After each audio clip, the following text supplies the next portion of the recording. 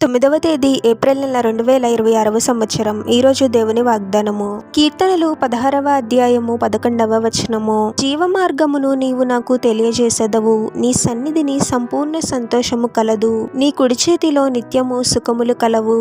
సహోదరి సహోదరులారా, ప్రభువుని ఆశ్రయించి జీవించే వారికి ప్రభువే అన్ని విషయాలలోనూ తోడుగా ఉంటాడు. ఎన్నో నష్టముల నుండి తప్పిస్తాడు. మన జ్ఞానముపై ఆధారపడి మనం చేయాల్సిన ప్రయత్నాలన్నీ చేసి నష్టం కలిగిన తర్వాత అప్పుడు ప్రభువుని ఆశ్రయించడం కాదు, కానీ ముందే ప్రభువుని ఆశ్రయించి సహాయం కోసము మొరపెడితే ప్రభువే మనకు మంచి మార్గమును చూపిస్తాడు.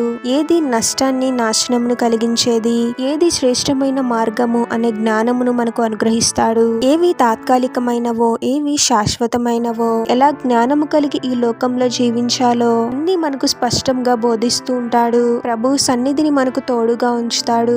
నిజమైన సంతోషము, ఆనందము ప్రభు యొక్క సన్నిధిలోనే ఉంటుంది. ఈ లోకంలో మనకు ఏది సంతోషాన్ని ఇచ్చినా అది తాత్కాలికమైన సంతోషము మాత్రమే. కొంత సమయం అయిన తరువాత మరలా దుఃఖము లేదా కష్ట పరిస్థితులు రావచ్చు. కానీ ప్రభుతో సహవాసం చేస్తూ ప్రభు యొక్క సన్నిధిలో మనం ఉంటే ఎవరు తీసివేయలేని గొప్ప ఆనందంతో మనల్ని నింపుతాడు. ఈ లోకం ఇచ్చేది మనకు కేవలము తాత్కాలికమైన ఆనందము, ఆశీర్వాదము. ఈ లోకం ఇచ్చే ఆశీర్వాదము మనకు తాత్కాలికము అని గ్రహించలేని పరిస్థితిలో ఉంటాము. కానీ ప్రభు ఇచ్చే ఆనందము, ఆశీర్వాదము నిత్యమైనవి, తాత్కాలికమైనవి కావు. కాబట్టి ఎప్పుడు మనము ప్రభుతో సన్నిహితంగా ఉంటూ సహవాసం చేస్తూ జీవించాలి. ప్రార్థన. పరిశుద్ధుడవగు ప్రభువా, మీ పరిశుద్ధమైన నామమునకు తరతరములు యుగయుగములు మహిమ కలుగును గాక. మరొక నూతన దినంలోనికి మమ్మల్ని క్షేమంగా ప్రవేశింపచేసిన దేవా, మీకే స్తోత్రం తండ్రి. కేవలము మా జ్ఞానమును, సామర్థ్యమును ఆధారం చేసుకునే వారంగా కాకుండా ప్రతి చిన్న విషయంలోనూ మీపై ఆధారపడి జీవించాలి ప్రభువా. మా ఇష్టాలు కాదు, కానీ మీ చిత్తాన్నే మా జీవితంలో జరిగించండి తండ్రి. ఏవి తాత్కాలికమైనవో, ఏవి శాశ్వతమైనవో, నష్టాన్ని కలిగించే మార్గమేదో, శ్రేష్టమైన మార్గమేదో మీరే మాకు స్పష్టంగా బోధించండి తండ్రి. మీ తోడు మాకుంటే చాలు ప్రభువా. మీ సన్నిధిలోనే నిజమైన సంతోషం ఉందని గ్రహించే వారముగా మేము ఉండాలి తండ్రి.